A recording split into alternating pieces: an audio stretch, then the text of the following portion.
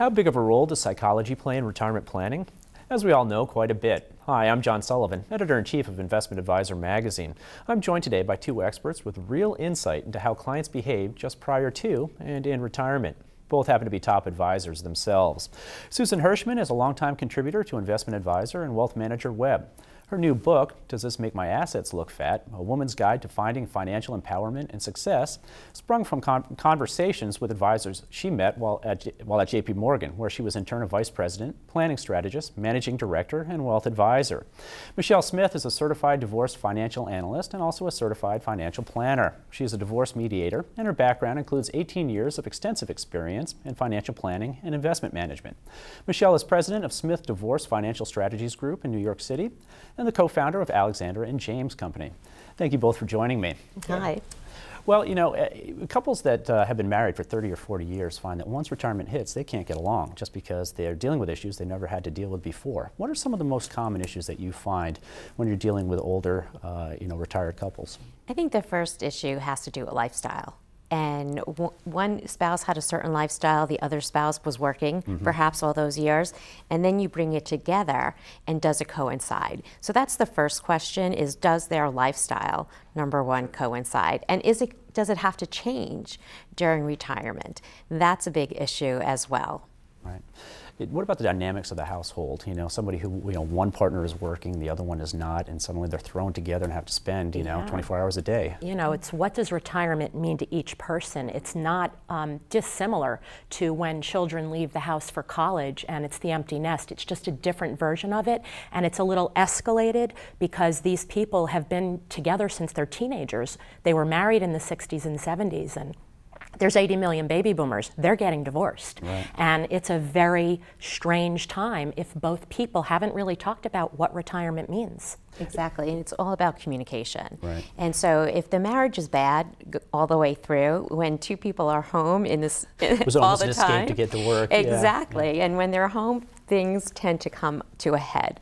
So communication is really, as Michelle was saying, it's just so key to success. Does it become a power struggle between the two? I mean, is that It typically could. how it goes? It could, and depending on, look, in the 60s and 70s, if you look at where we even were with gender issues, a lot of women, that's when the women's movement and women in the workforce, it's a lot different now. And so people are feeling that power imbalance just because of the societal structure, and it's happening in the household and in your 60s and sometimes 70s.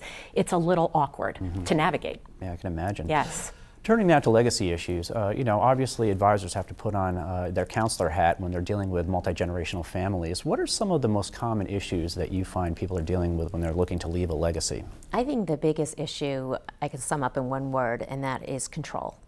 And so the question always comes down to how much control do you want now, how much control do you want later, and how much control do you want when you're dead? So control is a really big issue when it comes to legacy planning. I find also it's a matter of, for the patriarch or the matriarch, how much money is enough? Right. What do I want you to do with your money? Do I want you, right, as Warren Buffett says, do I want you to have the power over money or the power of money? Those are very big differences, and a lot of people I find lately are questioning how much is enough to leave the next generation. Sure, sure. And I think with that issue comes the fact of, is equal always fair? Right. And so how do we divide this legacy? And is it for generations and generations, or is it just for the next generation? Again, going back to Michelle's point, what is it all about? What is it that you're actually trying to achieve? And again, the word communication comes so far in this area as well, because if you don't communicate with your children, with your spouse, it could be a mess. It's a mess. But also it's about communication with your advisors. If you are sitting in an estate planning meeting and you've got your accountant and your investment person and your estate planning attorney, you could have the most technically perfect, proficient plan. And if somebody isn't talking to you about passing on your values and what that looks like, most people I know can't come up with a number, especially a woman who's never dealt with money, and say, well, I want to leave $1.7 million. You need to be backed into it in a values way, and that's conversational. And then the other issue what we have is a lot of times the accountant and the investment advisor are not in that conversation. It is just the estate attorney. So the estate attorney puts together a beautiful, beautiful plan. Okay, fine. Well, half the time they don't execute on it because they just don't get around to it, but the other half the time they don't necessarily tell their investment advisor what the plan says because they don't know themselves.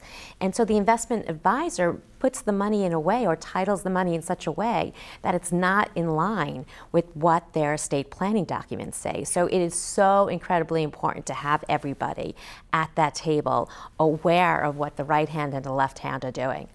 What are some of the more, the common signs that you're looking for? Is there a lot of probing, a lot of, digging for information when you come in? And when you sit down at the table, do you know immediately, uh-oh, this could be a problem? And what are some of those signs, those giveaways that people have? Red flags you're talking about. Yes. You're talking about red flags between couples in their planning. Couples, kids, anything like that. Tension within the room. You can feel it often, but there's body language. And there's clear body language and there's subtle body language. And there's, if somebody looks nervous, looking to the next person like they don't have a right to weigh in on this. If somebody's clearly in the dark and they're just nodding their head and they really, you can tell they just have no idea about their assets, they may feel disempowered and they may be right, that they don't know how to speak to the financial issues, but at that moment, it's our job to stop and say, how are you feeling right now? What is this doing? Do you have anything to add? It doesn't have to be about money. Sure. And that can sometimes take the financial conversation to a different level. Got it. And I think as well, you can feel it, because from a husband-wife, a lot of times you'll see the wife say, oh, he doesn't like to talk about this, or oh, she doesn't need to talk about this. You can hear in their conversations, a lot of times when they come and sit down, they'll tell you right away, we don't want to talk about this. This is not something we like to talk about. We have too many issues. Let the kids fight it out themselves.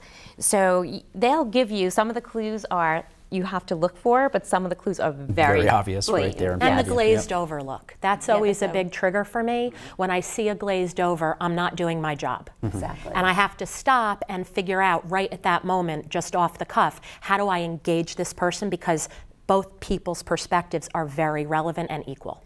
And one of my issues, one of the reasons I wrote Does This Make My Assets Look Fat, is because from traveling around the country and speaking to thousands of advisors, I couldn't take it anymore, basically, when an advisor would say to me, my client and his wife, my client and his wife. Right. And it happened over and over and over again. And part of the responsibility definitely is the advisor, and part of the responsibility is definitely the spouse for not being there. So so we need to, as advisors, really learn to speak in a language that makes sense to both spouses. So a husband, may be very familiar with financial terms, and the spouse may not. So we need to be able to express things in a technical and then a simple. Really, drill it down granular, And you also have to be very conscious. We're talking about an older couple, right? So if this dynamic has been in place for 40 years, they each had a job. And your job was not the money, and your job was, and now you're asking them to talk about the money together. We need to get that, until we know what that dynamic was and is, that's not going to change in our office in 90 minutes. Yeah, Exactly. It's a process. Yeah. Right, just like anything else. And so plans in general, if you make a plan and you put it in the drawer, like we say all the time, right, let dust go over it, it's nothing. So plans are very dynamic. Has to be actionable. And you put a plan in place. And sometimes I just tell people, let's just get something down so we have the basics just in case. And over time, right, let's ease into more complex type of issues. And I think with older couples also, complexity is a huge issue. I had a client once, we were talking to her and we were trying to get her to do a defective grantor trust, all this kind of stuff. I mean, she was 85 years old. Right. And finally, Greek, yes. Finally we looked at each other and we're like, you know what? It's just, technically, right, and monetarily, perhaps it's the right solution, but emotionally and comfortably, it is not the right solution for her. So just because it's technically correct does not mean it's the right solution for that person. Fantastic. So Susan just offered up an anecdote, and I know our viewers love anecdotes. Do you have one that you can share with us, Michelle, about a situation you just had? I would say in a divorce situation in the golden years, it is, it's not just a financial decision, it's a personal decision as well. And as advisors, we need to be very conscious that we're dealing with somebody losing an entire life with somebody, half of their money, and maybe half of their friends and social structure. And so it's really critical and important to know that divorce is divorce, but divorce in the retirement years has an added level of slow it down and really understand that there's a lot more than money being traded here. It's pulling the rug out from under 40 to 50 years. Wow. Okay, fantastic. Susan, thank you so much for joining us, Michelle. I do appreciate it. There's much more here at advisor1.com. For now, I'm John Sullivan. Have a great day.